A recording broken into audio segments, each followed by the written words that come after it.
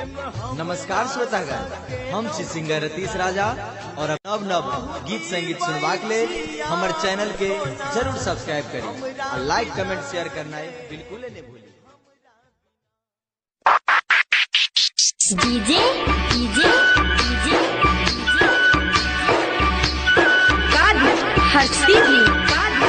अपने सुविधा छी ARV प्रोडक्शन के शानदार डीजे सत्यम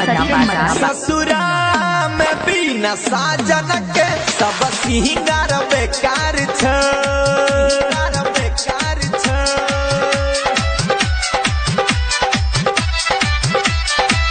ससुरा में बिना साजन के सब सिंगार बेकार छ नहिरा में तोरा लठार गोरी हार गोरी नहिरा में तोरा लठार गोरी नौन गोयार ससुरा में बिना साजन के सब सिंगार बेकार छ ससुरा में बिना साजन के सब सिंगार बेकार छ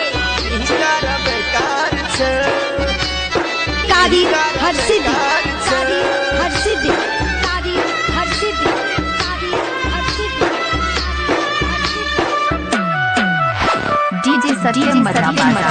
डीजे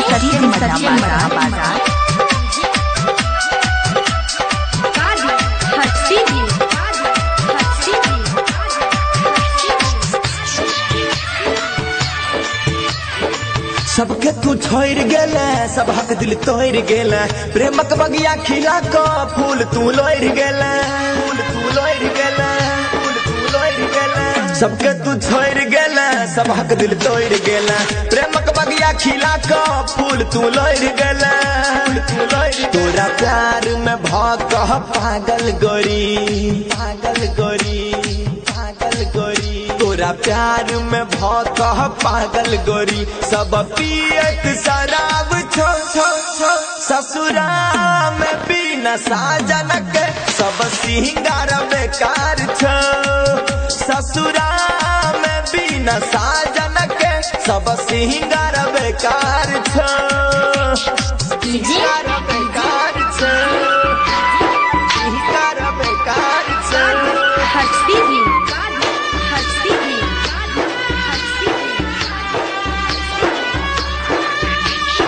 अपने सिंगर रतीश राजा के सबके तू दुख देले तोरो ने नीक हेतो दुल्हा लाए तो सौ तीन तो तकलीफ हेतो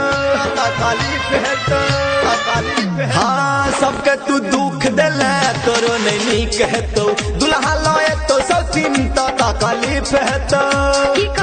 मिल छोरा सब गरिया बगरी हम मिली छोरा सब गरिया बगरी मांग तू हिसाब छो छो छो ससुरा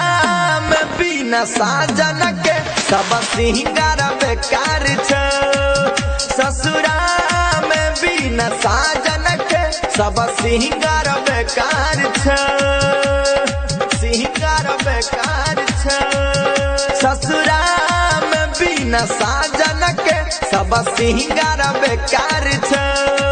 ससुरा में बिना साजन के सब सिंगार बेकार छो।